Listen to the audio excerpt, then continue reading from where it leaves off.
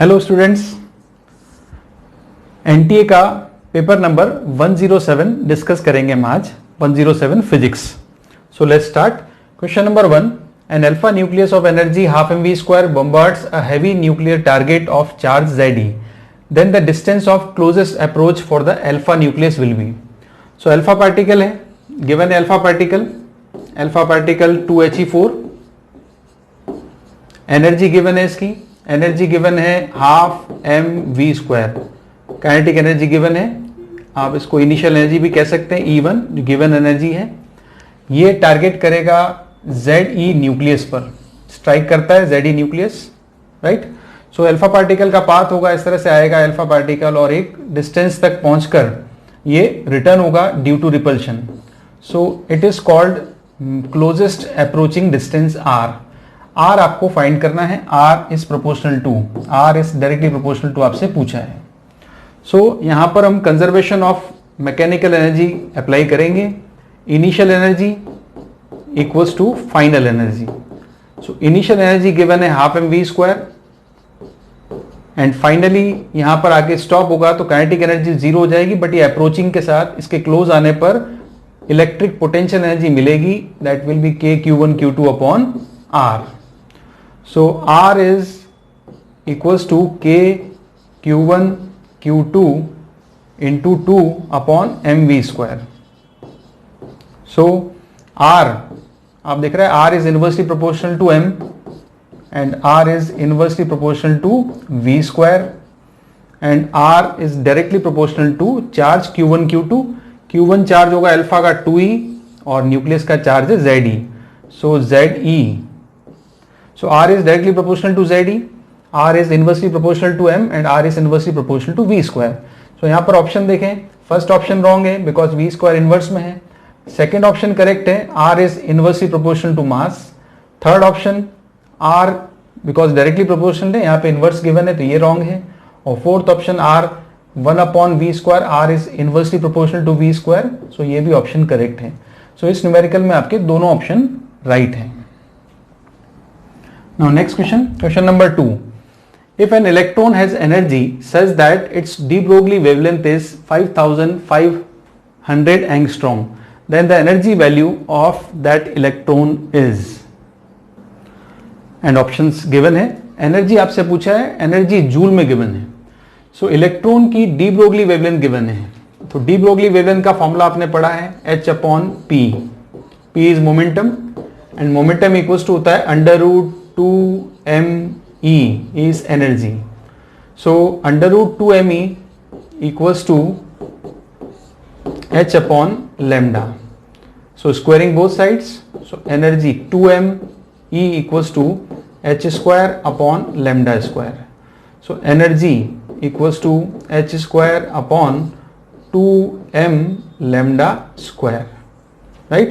So h की value Planck's constant है 6.6 into 10 to power minus 34 square, then 2 mass of electron 9.1 into 10 to power minus 31 and lambda given है 5500 angstrom, 5500 angstrom square into 10 to power minus 20। angstrom को convert करेंगे metres में, so minus 10 और square है lambda square, so minus 20। इसको हम solve करेंगे तो आपके पास वैल्यू आती है 8 into 10 to power minus 25 joule. So इसका करेक्ट ऑप्शन होगा D. Now next question number third, 3 blocks ABC are lying on a smooth horizontal surface। ABC smooth horizontal surface means there is no friction। A and B mass is m while C has mass capital M। So block A is given initial speed v, so block की speed initial given है v towards B due to which it collides with B। A collide करेगा B से perfectly inelastic। perfectly inelastic means दोनों bodies, जब ये body आके strike करेगी तो after collision दोनों bodies stick हो जाती हैं, right। then combined mass means A and B दोनों combined होके collide करेंगे with C, also perfectly inelastic। अब ये दोनों combined हो गए हैं, A प्लस बी, इनकी स्पीड आप सपोज कर लें v डैश। सो ये कोलाइड करेगा C से, C का मास है कैपिटल M, राइट। सो ये भी जब कंबाइन होगा, ये इसका भी कोलिजन आपका परफेक्टली इलास्टिक है, मींस फाइनली ABC तीनों बॉडीज ऐड हो जाएंगी, right. So 5/6 of the initial kinetic energy is lost. Lost energy given है 5/6 in the whole process. So what is the value of capital M and small m? So सबसे पहले हम यहाँ पर conservation of linear momentum apply करेंगे। Conservation of linear momentum, initially before any type of collision, first body का मास है m, speed है v, then A collides with B, total mass हो गया 2m और स्पीड सपोज कर लें v dash.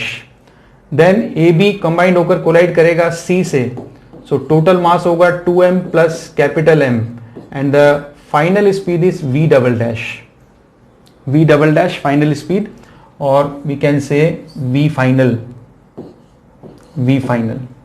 Right.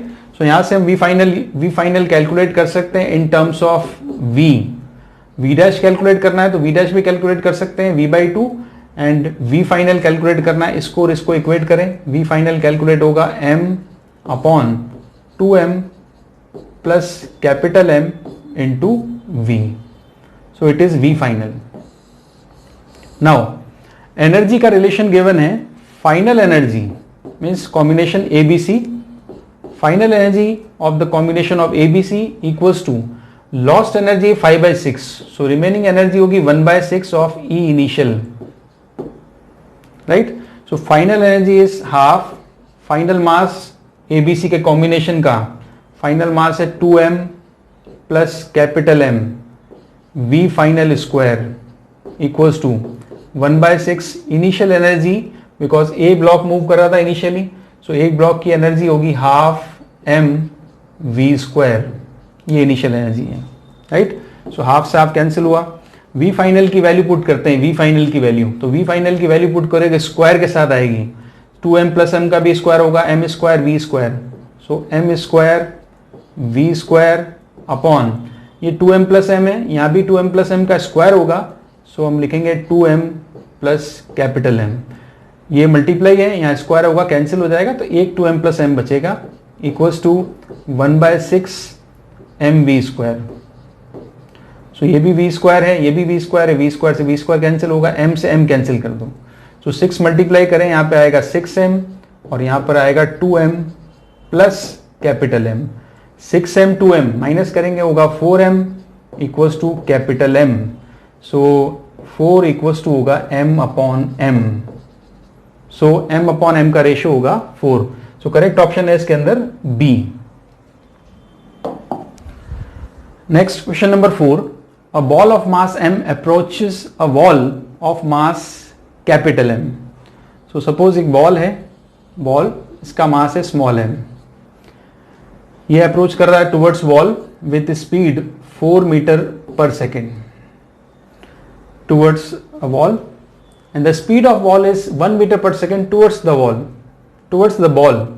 So it is a wall and the speed of wall is 1 meter per second towards ball.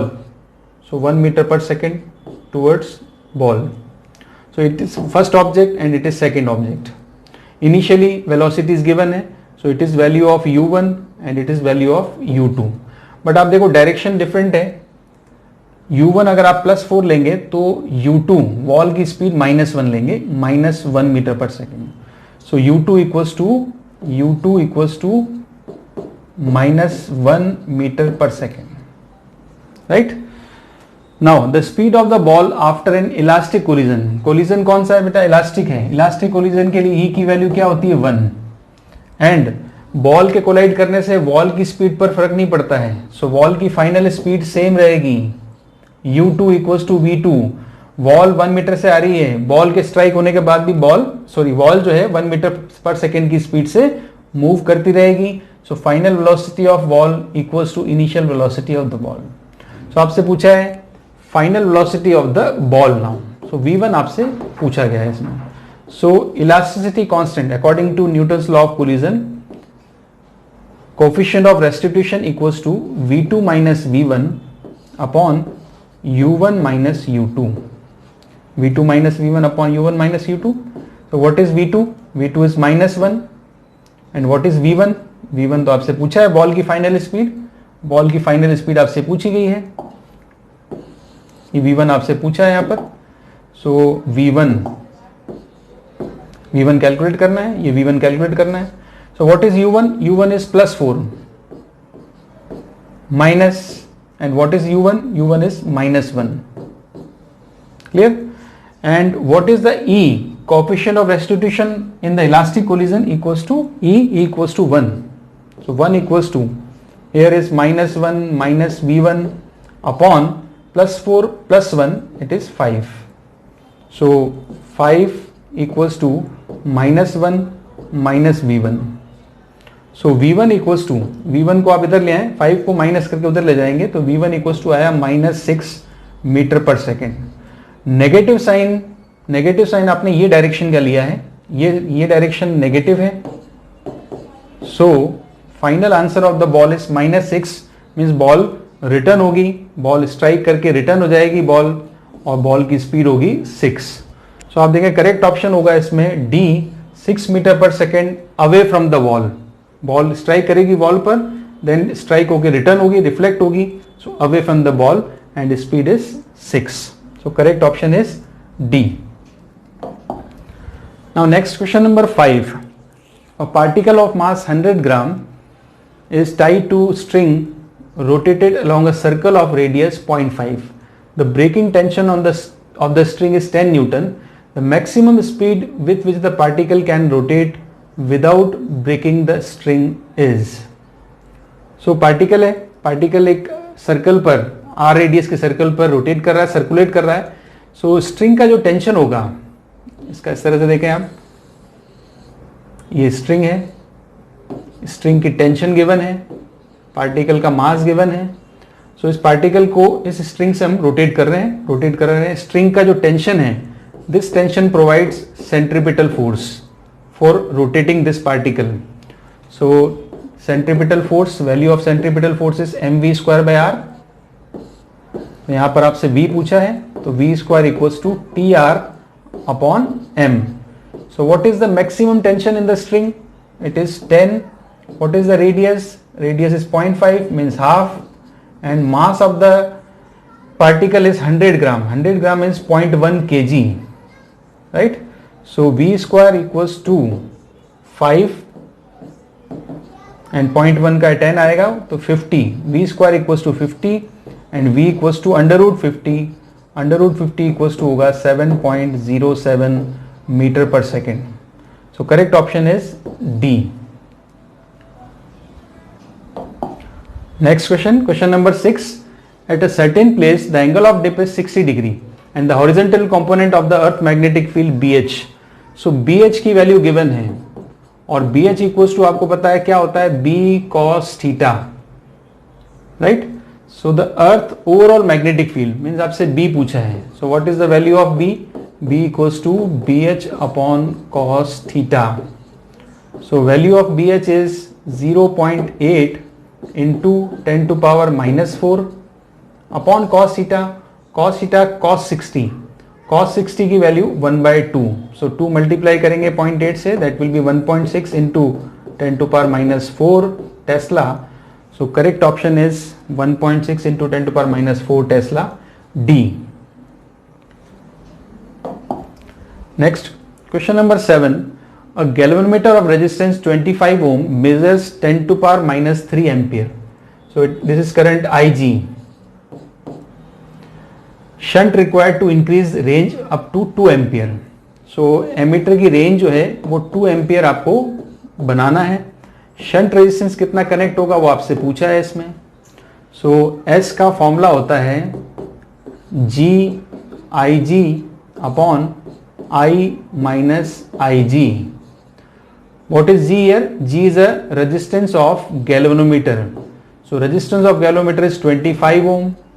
IG given है 10 to power -3 ampere upon I given है 2. I is the range of ammeter 2 and minus IG. IG is 10 to power -3. So 2 minus 10 to power -3, ये जो value है it is very small, तो आप इसको, आप इस वैल्यू को आप नेग्लेक्ट कर सकते हैं, इसको आप जीरो कह सकते हैं। So the value of S is 25 by 2 means 12.5 into 10 to power minus 3 ohm. So shunt resistance 12.5 into 10 to power minus 3 ohm means 12.5 milli ohm. So correct option होगा A. Next, question number 8. The EMF of the cell is 6 volt and internal resistance is 0.5 kilo ohm. The reading of voltmeter having an internal resistance of 2.5 kilo ohm. So यहाँ पर आप देखो circuit में दो resistance हैं. सबसे पहले आप R इक्विवेलेंट निकाल लें. R इक्विवेलेंट क्या होगा? 0.5 plus 2.5. That means it will be 3 kilo ohm. फिर आप सर्किट में फ्लो होने वाला करंट कैलकुलेट करें. करंट होगा EMF of the cell upon total resistance. So EMF of the cell is 6, total resistance is 3 kilo ohm. Then पूछा है इसमें रीडिंग ऑफ वोल्ट मीटर. तो reading of voltmeter V equals to IR. यहां पर resistance volt meter का आएगा. तो volt meter का खुद का रेजिस्टेंस इंटरनल रेजिस्टेंस क्या है? 2.5 kilo ohm. So I is 6 upon 3 kilo ohm and RV is 2.5. RV is resistance of volt meter 2.5 kilo ohm. So kilo से किलो वैल्यू को कन्वर्ट करने की जरूरत नहीं, कैंसिल हो गया. सो 6 divide by 3 is 2.5 into 2, that means 5 volt. So the reading of voltmeter is 5 volt. So correct option is C. Now question number 9. If the current in the toroidal solenoid increases uniformly from 0 to 6 ampere in 3 microseconds, self inductance toroid का given है 40 microhenry. The magnitude of self induced EMF. So mutual induction में आपने पढ़ा है induced EMF equals to M D I by D T. M D I by D T it is value of EMF induced. So what is the self inductance? Sorry ये self inductance है. So self inductance के लिए तो आपने self inductance में पढ़ा है EMF induced equals to L D I by D T. Mutual inductance में होता है M D I by D T, self inductance में होगा L D I by D T. L is self inductance and M is mutual inductance. So L given है 40 micro 10 to power minus 6. Change in current given है 0 to 6. Change in current is 6 and time is 3 micro again 10 to power minus 6. So 10 to power minus 6, 10 to power minus 6 cancel हुआ. 6 by 3 is 2. तो 40 into 2 it will be 80 volt. So induced EMF will be 80 volt. So correct option is A. Question number 10. Two coils P and Q are kept near each other. When no current flows through coil P and current increases in coil Q at the rate of 10 ampere per second, the EMF in the coil P is 15 millivolt. When coil Q carries no current and current 1.8 ampere flows through coil P, the magnetic flux linked with the coil Q. So यहाँ पर ये two coils हैं.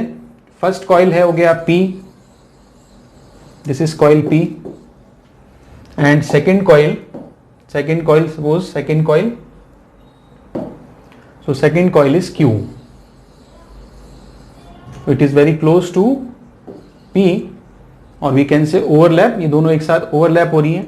So flux जो भी होगा P N Q का, जो P का फ्लक्स होगा वही सेकेंडरी कॉइल क्यू से भी पास होगा.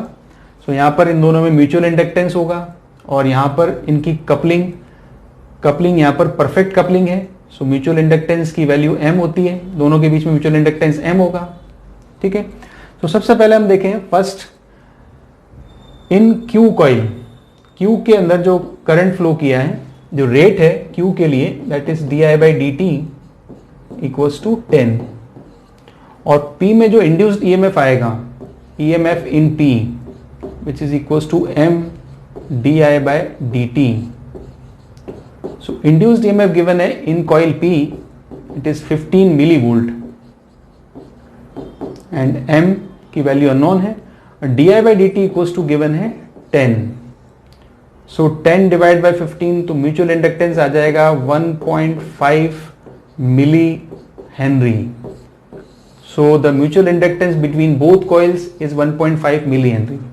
Now when current flows 1.8 ampere in coil P, अब ये म्यूचुअल इंडक्टेंस निकाल लिया, अब P कॉइल में करंट फ्लो कर रहे हैं 1.8 एम्पियर, सो फ्लक्स पूछा है linked with the coil second Q, so flux of Q equals to mutual inductance M and current in primary coil which is P here, primary coil, so flux of Q coil equals to M, mutual inductance given है 1.5 milli 10 to power minus 3 and current in the primary coil or P coil is 1.8 ampere, so 1.8 and 1.5 it will be 2.7 into 10 to power minus 3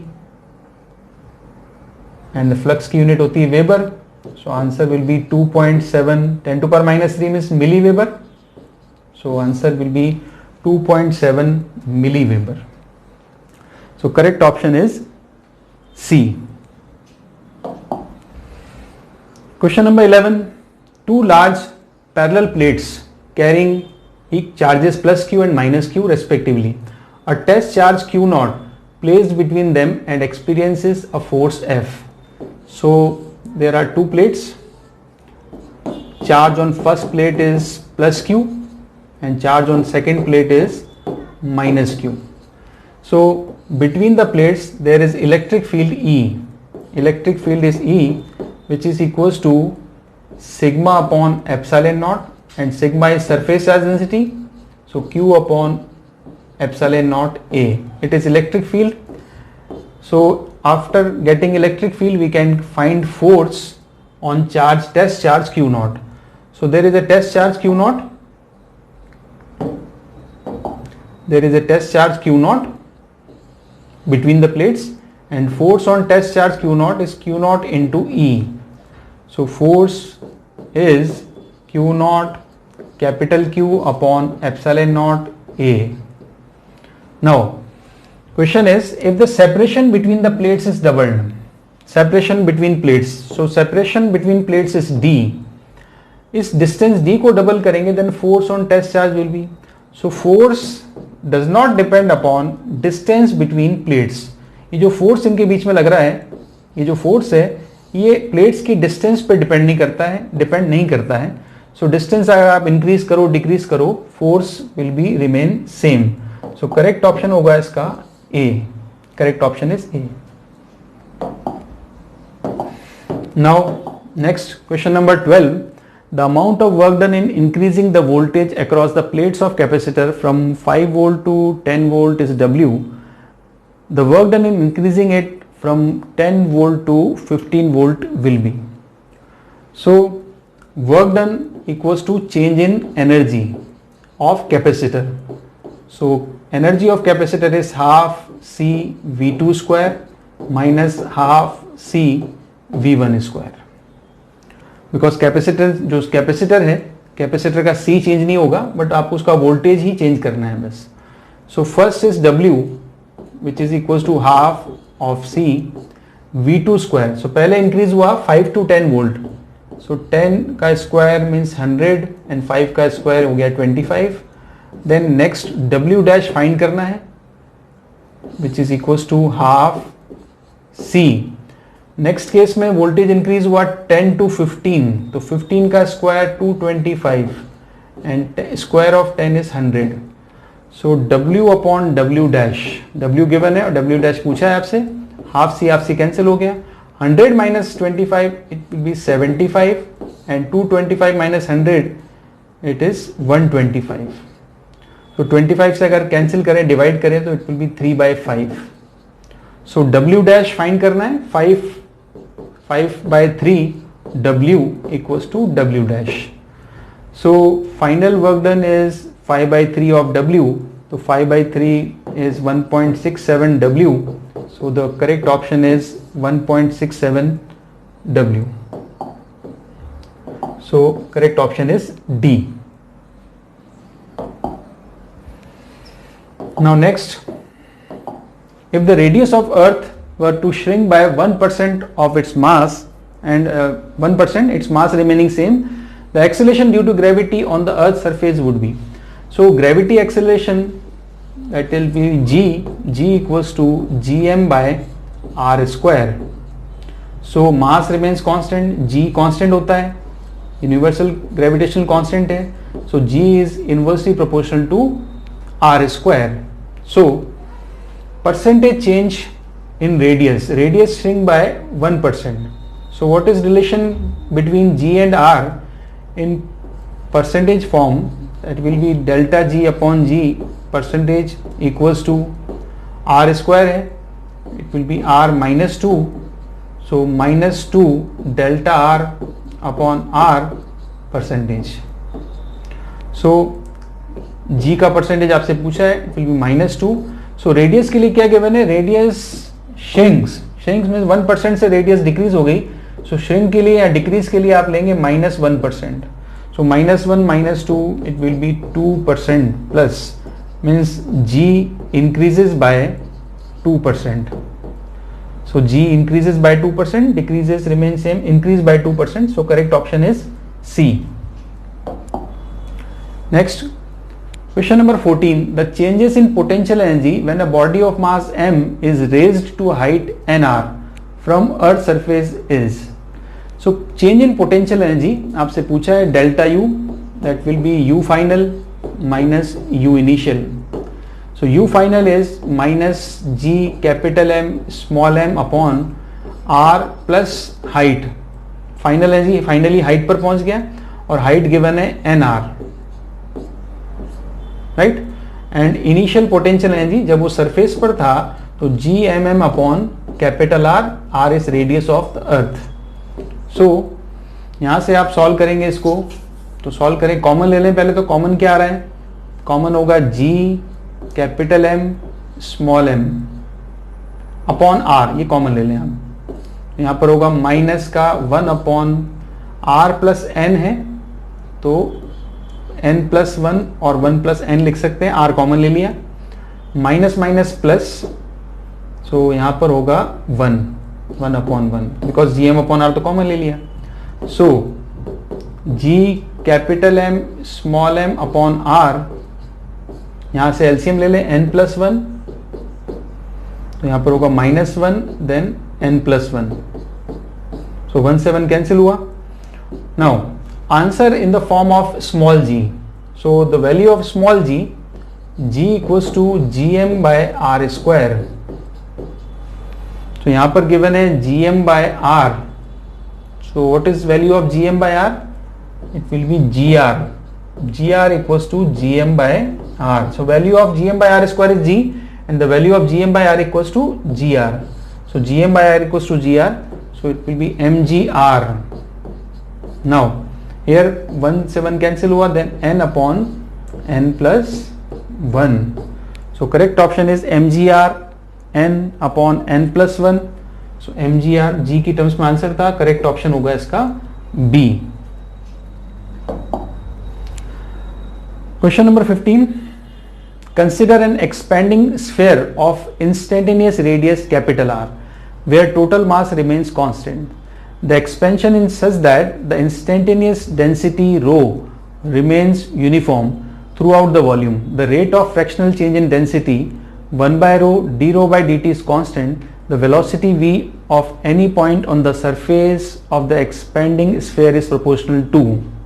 So the velocity आपसे पूछा है at any point of surface expanding. So surface expand करेगा, surface में इसकी radius increase होगी, so v will be dr by dt. V is a rate of change in radius. So यहाँ पर एक स्फेयर ले रहे हैं हम, स्फेयर है, इसकी radius r and it is expanding, radius increase हो रही है, radius is expanding, so at a particular time radius increase हो रहा है dr. So what is density? Rho. So rho equals to mass upon volume. So mass upon volume, volume होता है 4/3 pi r cube. So it is the value of rho. Now first calculate d rho by dt. First calculate d rho by dt because यहाँ पे constant है, d rho by 1 upon rho, d rho by dt is constant. So first d rho by dt calculate करते हैं. So 3m upon 4 pi, ये तो है constant. R3 है, R3. So power आप देखोगे r -3 है, सो डिफ्रेंशिएशन होगा r पावर -3 का -3 r power -3 -1 -4 into dr/dt, because r का तो r के रेस्पेक्ट में डिफ्रेंशिएशन होगा into dr/dt. So the value of d rho by dt equals to -9m upon 4 pi r power 4 dr/dt. So it is the value of d rho by dt. Now given क्या है, 1 upon rho into d rho by dt equals to constant. So what is the value of rho? Rho की value first equation से और d rho by dt की value second equation से use करते हैं. सो 1 upon rho है, rho equals to 3m by 4 pi r cube. So 1 upon rho 4 pi r cube upon 3m. And what is the value of d rho by dt? This is d rho by dt minus 9m upon 4 pi r power 4 into dr by dt. It is equals to constant. So r cube से r4 cancel होगा r. सो बाकी सब तो constant है, चलो 4 pi cancel हो गया, m से m कैंसिल होगा, 3 से 9 कैंसिल हो गया 3. सो कांस्टेंट है यहाँ पर. बट आप देखें जो कांस्टेंट के साथ लिखेंगे तो 1 अपॉन r, ये 1 upon r into D R by D T equals to constant. So D R by D T is directly proportional to r. So आपसे पूछा था the velocity at any point on the surface of the expanding sphere means v equals to dr by dt. so dr by dt अगर v है so v is proportional to r. so आपसे पूछा था v is proportional to, so v is proportional to क्या आएगा r. so correct option होगा इसका c. so next question number 16. an ideal gas at 27 degree centigrade is compressed adiabatically to 8/27 of its original volume. gamma given है 5/3. Then the rise in temperature. So यहाँ पर process है adiabatically, adiabatic process है. Adiabatic process के लिए temperature given है and volume decrease हो रहा है 8/27 to its original volume. So temperature का वॉल्यूम के साथ relation for adiabatic process T1 V1 gamma -1 equals to T2 V2 gamma -1 होता है. आपने पढ़ा है T2 V2 गामा -1. सो यहां पर T1 की वैल्यू, इनिशियल टेम्परेचर 27 है, आपको केल्विन में लिखना है तो T1 की वैल्यू 300 केल्विन हो गया. V1 की वैल्यू V सपोज कर लेते हैं. गामा की वैल्यू 5/3 है, 5/3 -1. T2 आपको फाइंड करना है पहले और V2 गिवन है 8/27 V पावर गामा -1. 5/3 -1 होता है 2/3, right. So 300 V power 2/3 equals to T2.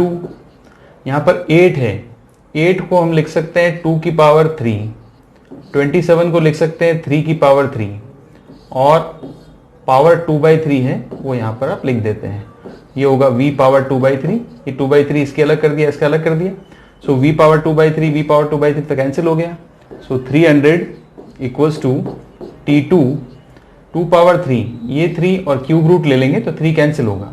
So 2 power 2 means 4, 3 power 2 means 9. So T2 यहां से कैलकुलेट करेंगे तो आएगा 300 इंटू 9/4. सो यहां पर ये जो वैल्यू आएगी ये है 675 केल्विन. सो फाइनल टेम्परेचर होगा 675 केल्विन. बट आपसे पूछा है इसमें rise in temperature. So temperature में राइज पूछा है, राइज मतलब चेंज निकालो टेम्परेचर में. इनिशियल टेम्परेचर T1 था, फाइनली टेम्परेचर T2 हो गया. So 675 minus 300.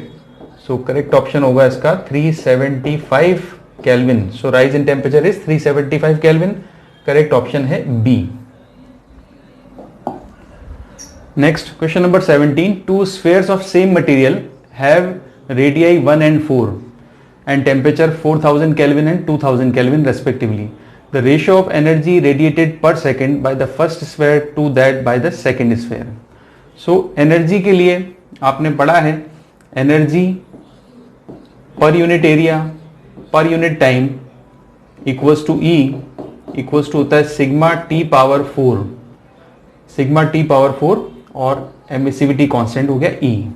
सो एनर्जी के लिए रिलेशन बोला है Q, so Q is directly proportional to या Q equals to sigma T power 4 area into time into E, right. So ratio निकालना है एनर्जी का।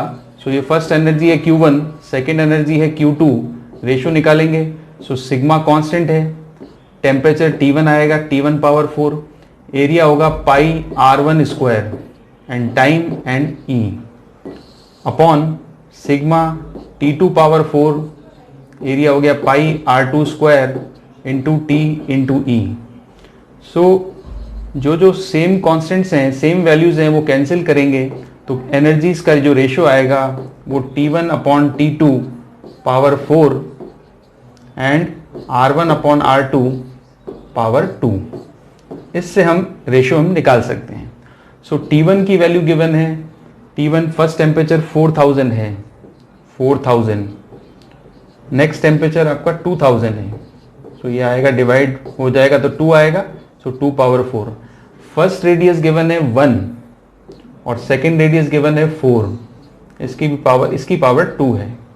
सो एक कैंसिल करेंगे तो यहां पर आएगा 2 पावर 4 इंटू यहां पर आएगा 1 अपॉन 4 पावर 2।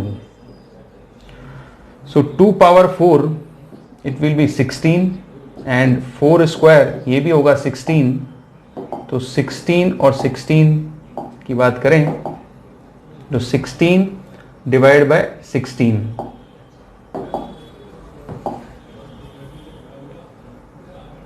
सो 2 पावर 4 16 है, 4 पावर 2 भी 16 है, तो 16 कैंसिल करें, रेशियो आएगा 1।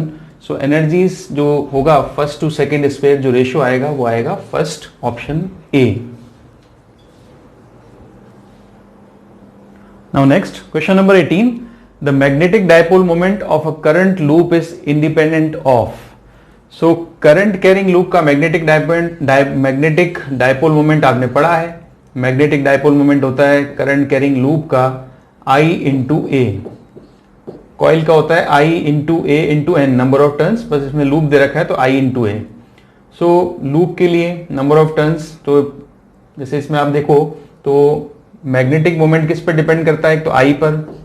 मैग्नेटिक मोमेंट डिपेंड करता है एरिया मतलब पाई आर स्क्वायर पर, राइट। सो इंडिपेंडेंट ऑफ, तो डिपेंड करता है, इंडिपेंडेंट पूछा है। फर्स्ट बोला है magnetic field in which it is lying, कोई मैग्नेटिक फील्ड है उसमें ये रखा हुआ है, ये मैग्नेटिक फील्ड बी है जिसमें लूप रखा हुआ है। सो इंडिपेंडेंट ऑफ मैग्नेटिक फील्ड, तो मैग्नेटिक फील्ड में रखा हुआ है तो मैग्नेटिक फील्ड का इसके मैग्नेटिक मोमेंट से कोई रिलेशन नहीं है। ऑप्शन आपका फर्स्ट ही है ए। बट मैग्नेटिक मोमेंट अब किस पर डिपेंड करता है, नंबर ऑफ टर्न्स पे। तो मैं आपको बता रहा था लूप के लिए आई ए और कॉइल के लिए आई ए एन, तो नंबर ऑफ टर्न्स, तो नंबर ऑफ टर्न्स पे डिपेंड करता है, एरिया पे डिपेंड करता है, करंट पे डिपेंड करता है, तो किस पे डिपेंड नहीं करता, magnetic field in which it is lying. Next question number 19, a long solenoid carrying a current produces a magnetic field B along its axis. So due to solenoid magnetic field का formula है mu naught N I, mu naught constant है, N number of turns per unit length, I current है।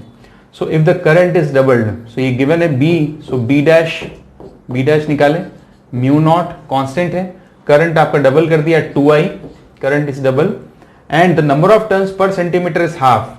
तो number of turns पहले n था तो number of turns half कर दी है, राइट। सो ये 2 से 2 कैंसिल होगा, सो बी डैश की वैल्यू आ जाएगी म्यू नॉट एन आई, जो इक्वल होगा इनिशियली बी के। सो करेक्ट ऑप्शन होगा इसका A. Next question number 20, the displacement of particle varies with time. So displacement given है s equals to a t square minus b t cube, ये displacement given है। The acceleration of the particle, so displacement given है तो displacement का differentiation करते हैं तो आपको वेलोसिटी मिलती है, और वेलोसिटी का डिफरेंशिएट करेंगे तो एक्सेलरेशन मिलेगा।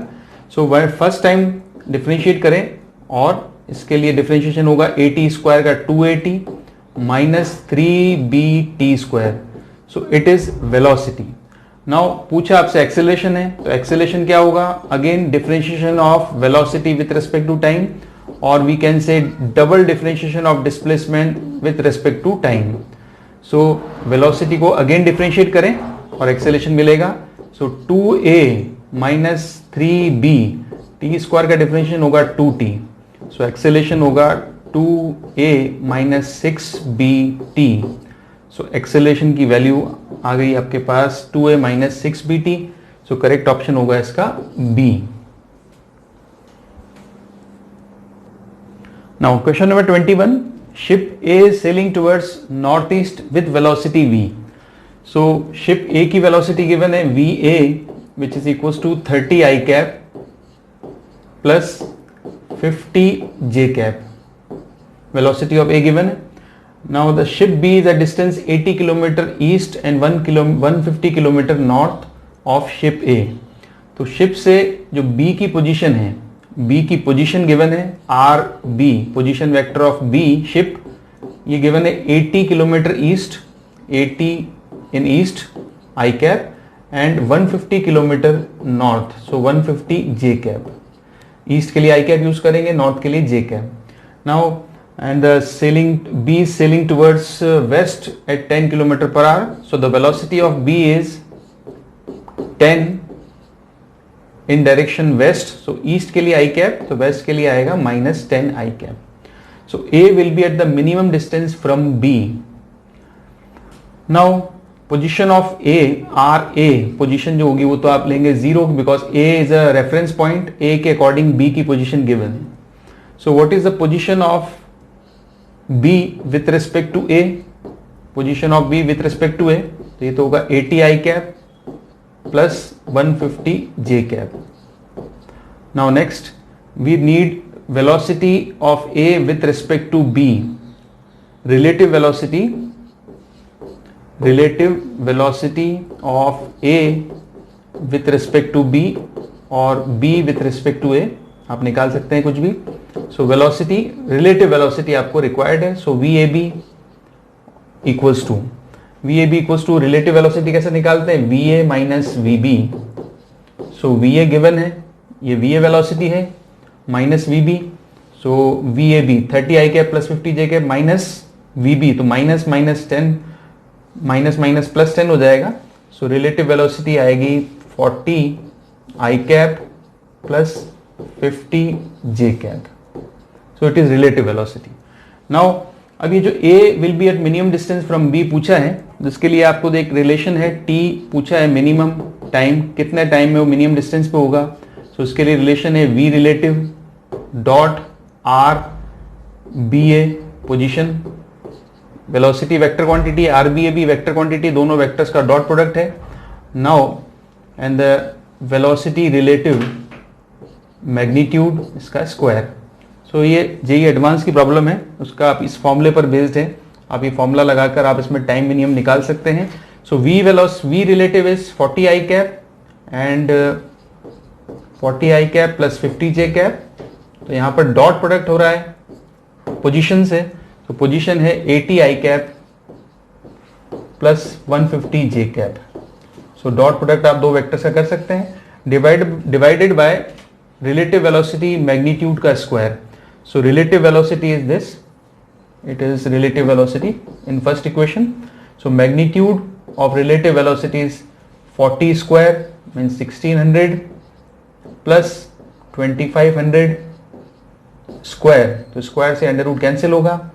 अब यहाँ पर इन दोनों का डॉट प्रोडक्ट करें तो डॉट प्रोडक्ट के लिए T मिनिमम के लिए आप पहले डॉट प्रोडक्ट करेंगे, तो डॉट प्रोडक्ट होगा 40 I cap plus 80 J cap means 3200 then 50 J cap plus 150 J cap.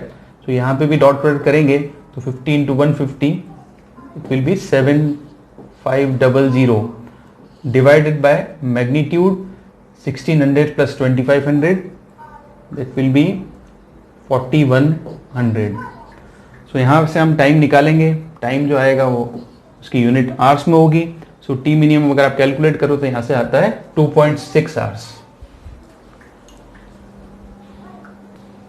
Next, question number 22. A ball of mass m, 0.5 kg is attached to the end of a string having length L. L given a 0.5 meter.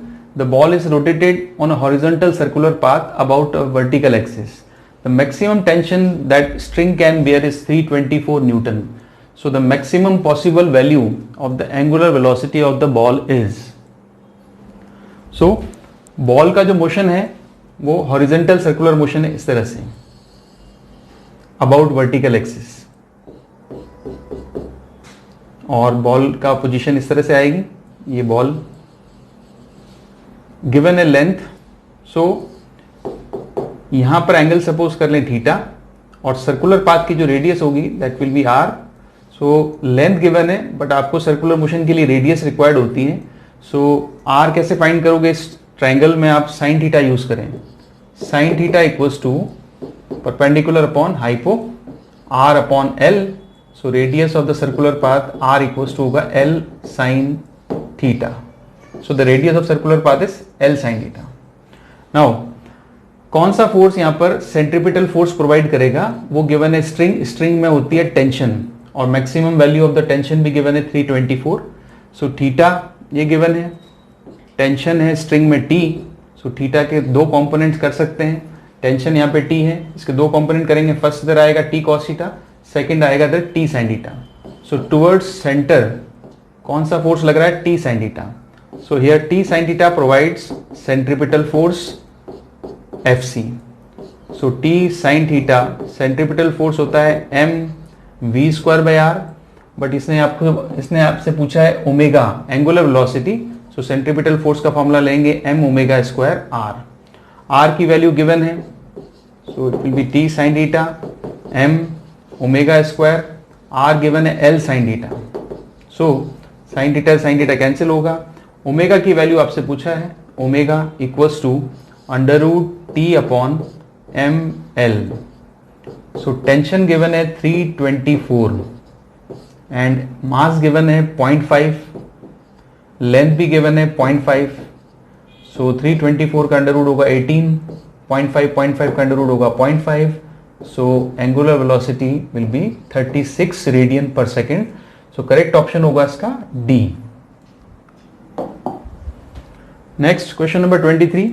A mass moving horizontally along the x-axis with velocity v collides and the stick to the mass of 3m moving vertically upwards along the y-axis with velocity 2v. The final velocity of the combination.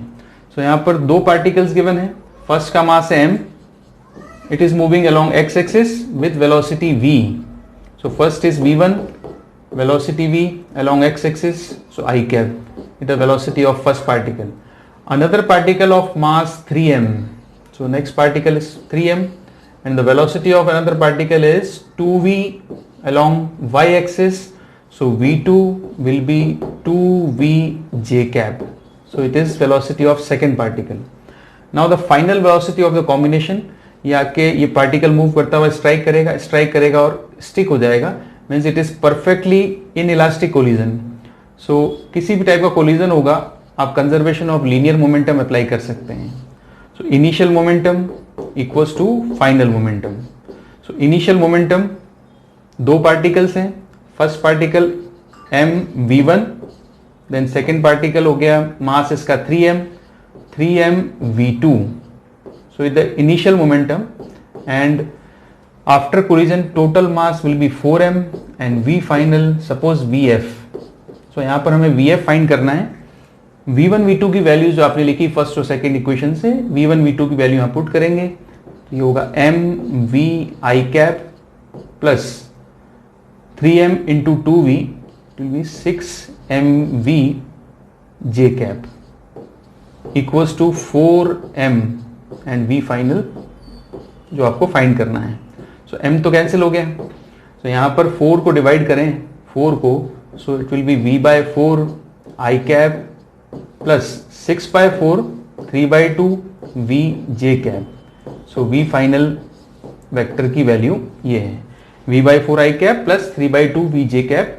So correct option होगा इसका a first.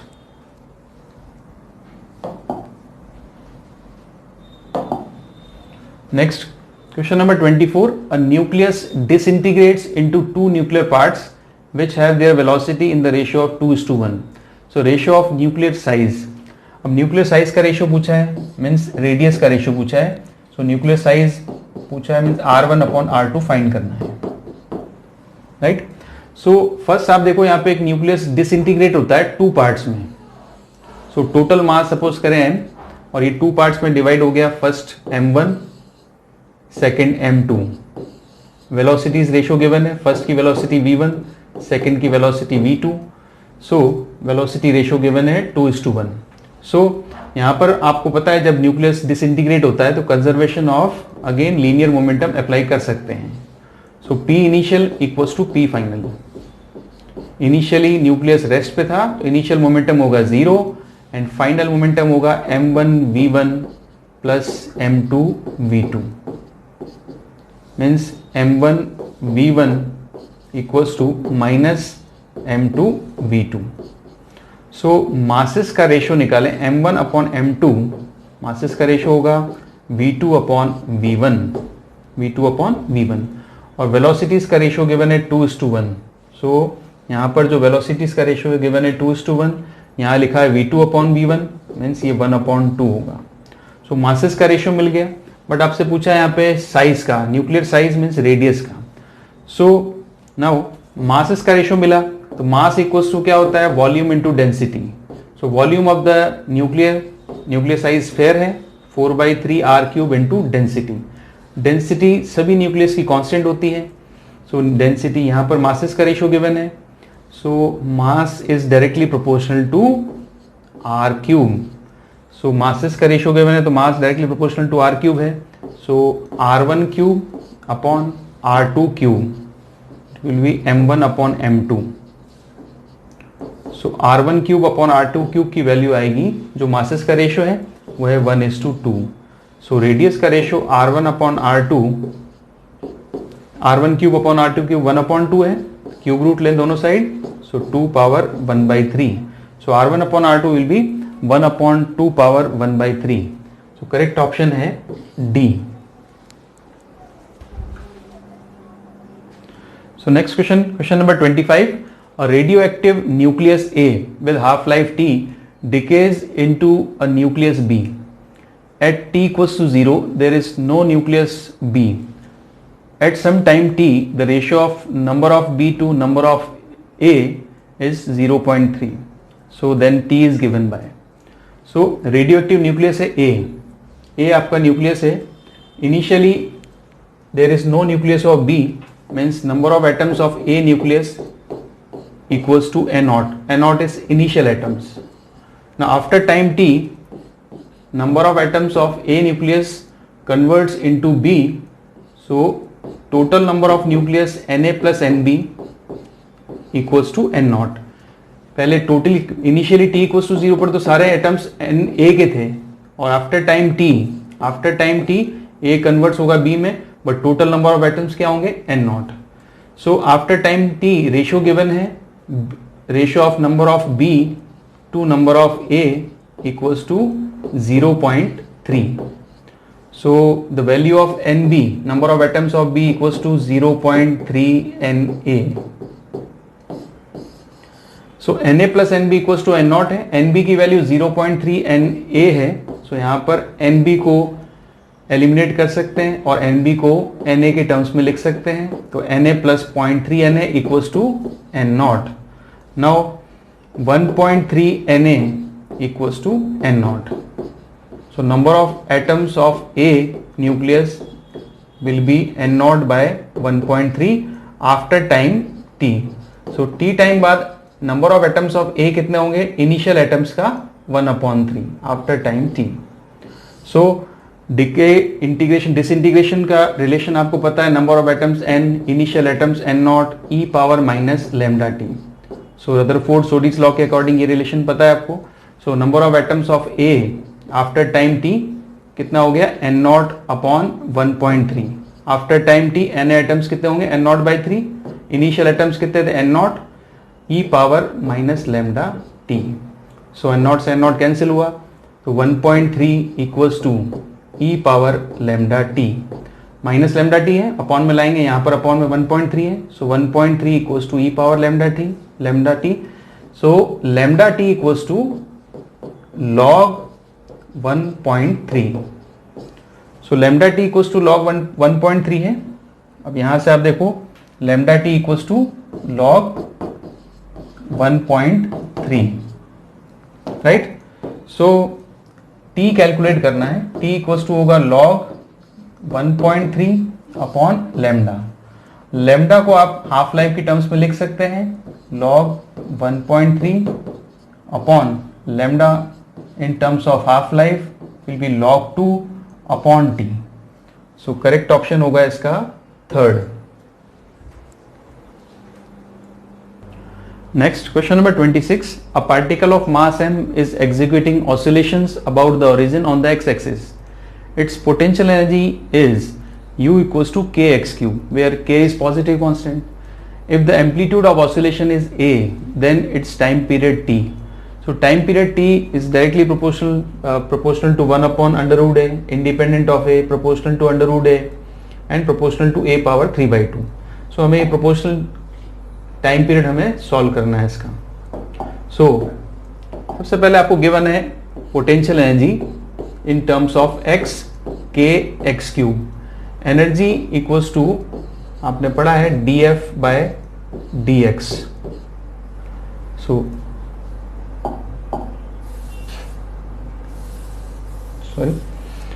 Force आपने पढ़ा F equals to minus D U by D X. So force आप calculate कर सकते हैं अगर आप एनर्जी को डिफरेंशिएट करें एक्स के रेस्पेक्ट में। So force will be K X cube का डिफरेंशिएशन होगा K 3x square. So force equals to minus 3kx square. Now oscillation के लिए आपको पता है, ऑसिलेशन के लिए relation F equals to minus K X. For oscillation force is directly proportional to x होना चाहिए, बट यहां पर आप देखो force is directly proportional to x अगर हम करेंगे, सो माइनस 3kx ये आपका कांस्टेंट है, तब यहां पर x आएगा। सो इस फोर्स को, गिवन जो फोर्स है यहां पर, इस फोर्स को माइनस kx जो फोर्स कांस्टेंट होता है k, उससे हम कंपेयर करें। ये फर्स्ट इक्वेशन गिवन है और ये स्टैंडर्ड इक्वेशन है जो आपको पता है, force equals to kx where k is spring constant और force constant. So force constant की वैल्यू जो यहाँ पर आपको मिलती है, फोर्स कांस्टेंट की वैल्यू जो यहाँ से कैलकुलेट करोगे कंपैरिजन से मिलेगी, that will be 3kx। So force constant is 3kx। Now what is the formula of time period? t equals to 2 pi under root m by k। t equals to 2 pi under root m by k। So time period आपसे पूछा है m by k। So t equals to 2 pi under root m by k, 2 pi under root m by k, the value of k is 3kx। यहां पर जो k force constant है, इसकी value आपने put की m upon 3kx। So time period t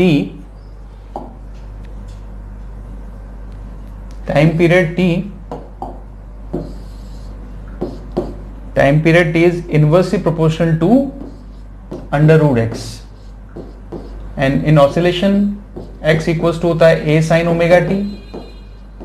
so t proportional to 1 upon under root a sine omega T. So t is inversely proportional to under root a। So ये आप देखो time period क्या है, a के under root के inversely proportional है। Force energy given है, energy से आपने फोर्स निकाला, फोर्स से आपने फोर्स कांस्टेंट k निकाला, k के टर्म्स में आपको टाइम पीरियड का फॉर्मूला पता है, t equals to 2 pi under root m by k, force constant की वैल्यू पुट की। उसके बाद आपको पता लगा t x के इनवर्सली प्रोपोर्शनल है अंडर रूट के, x की वैल्यू है a sine omega t। So t proportional to 1 upon under root a। तो आप देखो इसका correct option t is proportional to 1 upon under root a, तो करेक्ट ऑप्शन होगा इसका a। Now next, the shortest distance traveled by the particle performing SHM from mean position in 2 seconds is equals to root 3/2 of its amplitude. So given है distance, given है x, x travel करता है √3/2 of amplitude in 2 seconds,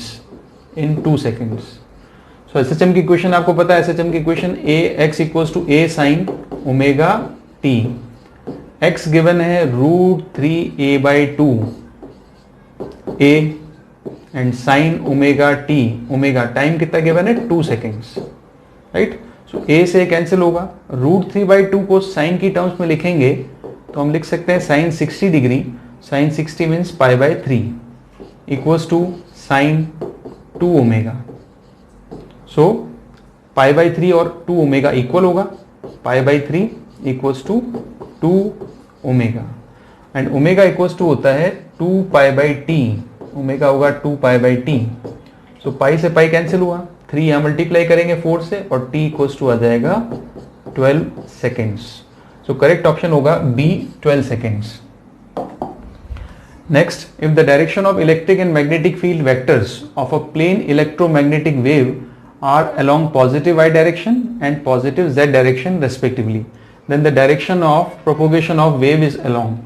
So, electric field and magnetic field दोनों की direction given है। Electric field है along y direction, so electric field होगा along y direction and magnetic field है along z direction. So, electric field vibrate करेगा on y direction and magnetic field जो होगा ये वाइब्रेट करेगा अलोंग z डायरेक्शन। तो ये आपने इलेक्ट्रोमैग्नेटिक वेव का डायग्राम बनाया होगा, ये इलेक्ट्रिक फील्ड है और ये मैग्नेटिक फील्ड है and direction of propagation of wave, जो इलेक्ट्रोमैग्नेटिक वेव होती है वो इस डायरेक्शन में मूव करती है with speed c। So propagation of wave पूछा है तो आपको क्लियर है, positive x axis, right. So correct option is इसका D, positive x direction. Next, question number 29. The frequencies of X-rays, gamma rays and ultraviolet rays are respectively. So electromagnetic waves का spectrum हमें इस तरह से याद है, RAM, IV, UV, X, Y means gamma। ये जो ऑर्डर हमें याद है ये lambda max to lambda minimum का ऑर्डर है। Ram IV UV XY means Ram means radio, M micro, I infrared, V visible, ultraviolet, X rays and gamma rays. So lambda minimum, so lambda minimum मतलब यहाँ पर frequency जो होगी वो maximum होगी और यहाँ पर फ्रीक्वेंसी जो होगी वो मिनिमम होगी। सो